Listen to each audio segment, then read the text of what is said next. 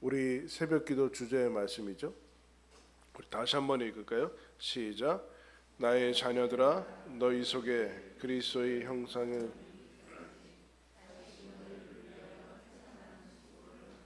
아멘.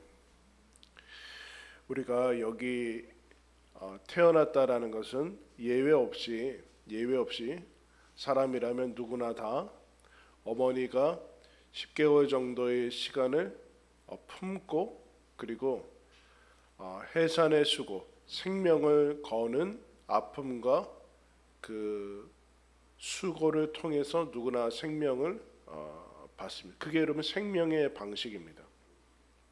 생명이 태어나는 것은 시간, 어느 정도의 시간을 가지고 품는 기간이 필요할 뿐만 아니라 마지막에는 해산의 고통과 수고를 통해서 생명이 탄생하는 것이 생명의 방식인데, 그 역시 예수 믿는 것도 동일합니다. 예수님 믿는 것을 다시 태어나고 거듭나고 생명을 얻는 것으로 이제 비유하는 것을 이제 보게 됩니다. 즉 품고 또 탄생하는데 해산의 수고가 필요하다라고 얘기를 하는 것이죠. 오늘 우리가 읽은 말씀 갈라디아서 보면은 이렇게 시작합니다. 나의 자녀들아. 여러분 사도 바울은 결혼을 안 했죠. 결혼을 안 했는데 나의 자녀들아라고 얘기하고 있습니다. 무슨 뜻일까요? 자신이 복음을 전해서 예수님의 복음을 통해서 예수님을 믿게 된 이제 갈라디아의 교인들을 얘기를 하고 있습니다. 나의 자녀들아라고 얘기를 하고 있죠. 여러분 육체의 생명 말고 영적 생명도 있다라. 영적인 생명은 낳고 전하고 믿게 되는 그 일을 가리켜서 바울이 자녀들아라고 얘기를 하게 됩니다. 여러분 신앙생활은 어떻게 보면 인생 전체가 두 가지인데 아까 얘기했듯이 어머니가 품고 낳고 그 다음에는 무슨 일이 일어나죠? 자라는 일이 일어나죠. 우리가 사람이 되어서 자라고 그리고 살아나가는 일이 이제 필요합니다. 예수님 믿는 것도 크게는 두 가지의 기둥입니다.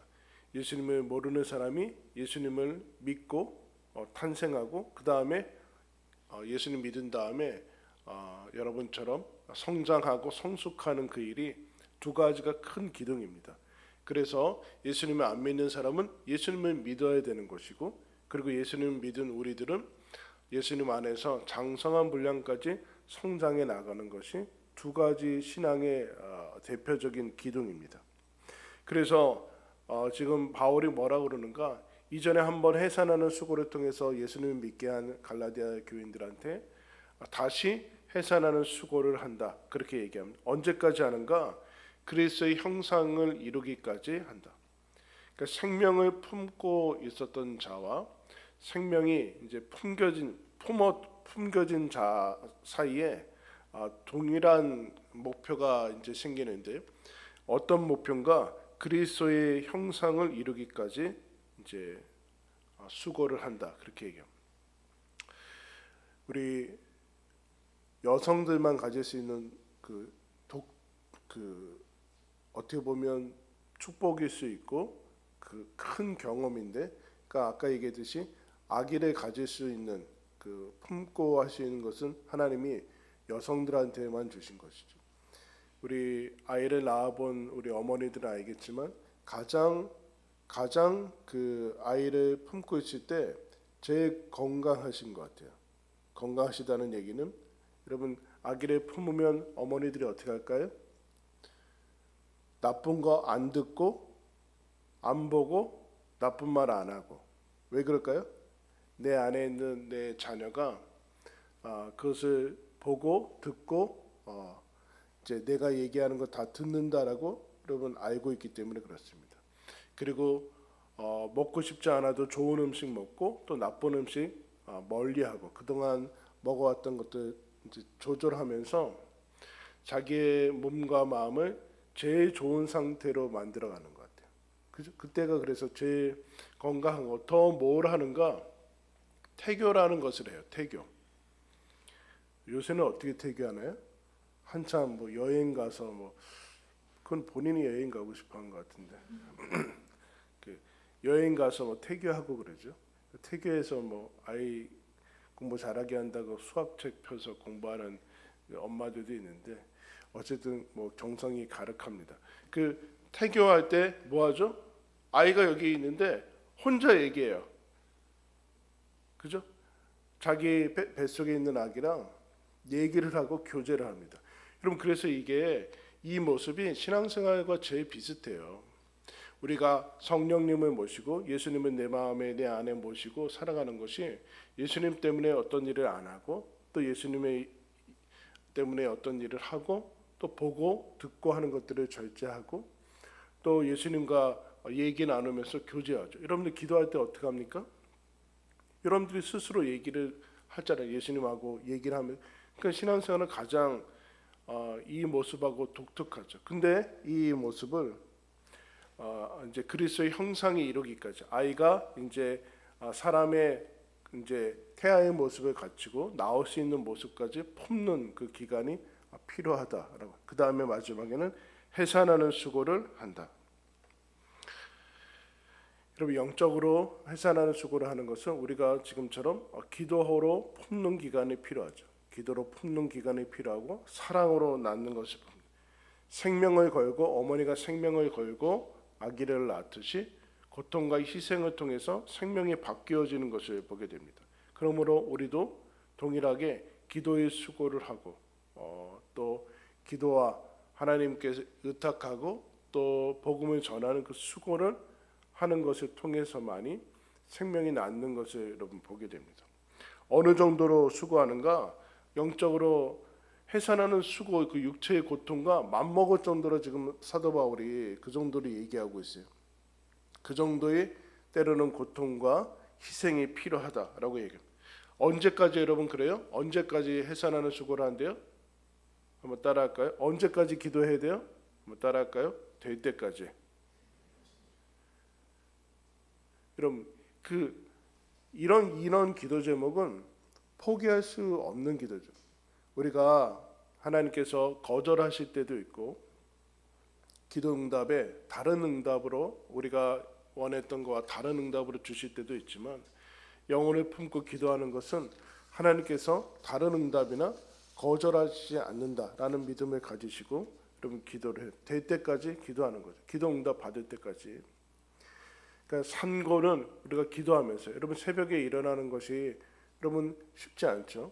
새벽에 일어나서 깨우고 다른 일정들을 조정하고 우리 피곤과 여러 가지 것들을 뚫고서 나오는데 하나님께서 그 희생과 수고를 받으시는 것을 봅니다. 그러면 우리가 품고 있는 가장 그 품은 자의 유익은 뭘까요? 역시 마찬가지로 여러분 생명을 품고 있을 때면 아까 생명을 품고 있었던 그 어머니가 그때가 가장 건강하듯이 여러분 생명을 품고 있는 이 기간에 여러분들이 가장 영적으로 충만한 상태예요.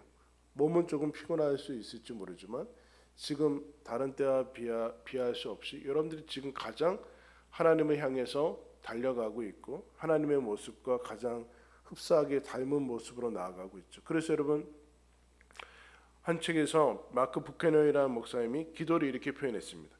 기도는 우리가 몸을 둥글게 틀고 들어가야 할 자궁이다. 기도가 우리가 이제 아기가 이제 태아가 이제 이렇게 몸을 이제 웅크리고 엄마의 뱃속에 있듯이 기도는 우리가 들어가야 될 어머니의 자궁과 같은데 기도는 우리를 그리스도의 모습으로 형성시키는 어둡고 밀폐된 공간, 정막이 흐르는 공간이다. 기도는 뱀에 꼬여 엉망으로 뒤얽힌 우리의 이기심과 고집스러움을 한 올 한 올 풀어내고 우리 심령 안에 성령의 역사를 한 땀 한 땀 정성 들여 짜 넣는 곳이다. 기도할 때 무슨 얘기야? 기도하는 그 사람이 가장 받을 수 있는 복은 무엇인가? 그리스도의 형상으로 하나님께서 변화시킨다라는. 그러니까 우리가 우리의 영혼을 품고 한 영혼을 품고 기도할 때 그 영혼이 태어나는 것과 동시에 우리는 그리스도의 영혼으로 그리스도의 형상으로 성장해 나간다라는 거죠.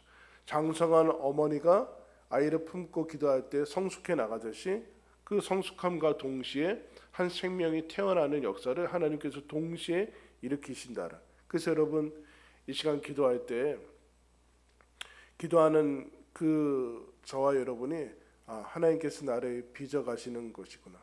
이 시간이 정말로 복된 시간이구나라는 사실을 여러분 믿으시면서 가셔야 됩니다. 근데 여러분 사도 바울이 근데 갈라디아서 이미 복음을 전했고 다시 갈라디아 교인들이 복음에 이탈하고 다시 이전의 모습으로 가는 모습을 보면서 안타까워하면서 이 복음을 쓰는데 이 모습을 보면은 이런 거, 해산하는 수고를 하고 애타하는 것은 언제나 어머니고 그런 거예요.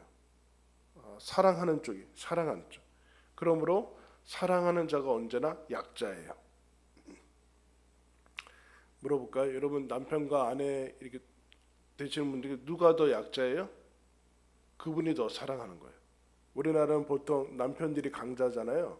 물론 나이가 들어가면서 역전이 됩니다. 물론 역전이 되지만 강자잖아요. 그 얘기는 아내가 더 사랑한다는 얘기예요.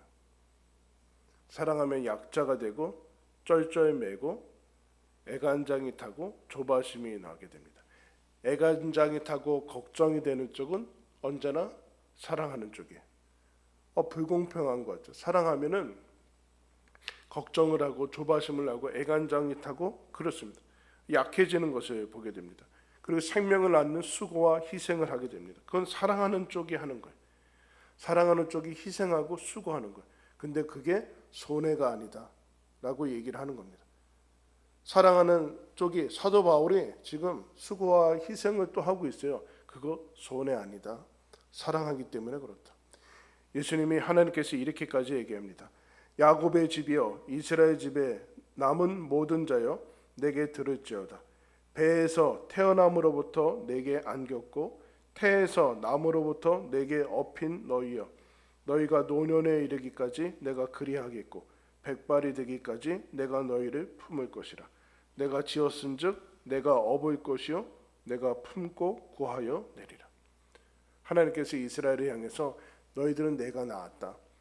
낳아서 내가 백발이 될 때까지 하나님 나라 갈 때까지 내가 너희를 품고 업고 갈 것이다. 그 얘기를 해주고 있어요. 여러분 예수님이 우리를 품기 위해서 기꺼이 약해지셨어요. 기꺼이 약해지시고 낮아지시고 가난해지시고 십자가에서 죽으셨어요. 그래서 우리가 생명을 얻게 된 것이죠. 여러분 우리가 기도하며 우리 사랑하는 영혼을 품고 기도하며 수고할 때 그 생명이 여러분 태어날 줄 믿습니다. 그리고 그뿐만 아니라 생명을 품고 기도하는 우리들에게 우리도 모르게 기도하는 그 과정 가운데 하나님을 닮아가고 그리스도의 형상이 이루어지는 복으로 우리가 초대받았다라는 사실을 여러분 기억하시고 또 힘을 내어서 기도하는 저와 여러분들 되기를 예수님의 이름으로 축원합니다. 우리 아까 불렀던 찬송 부르고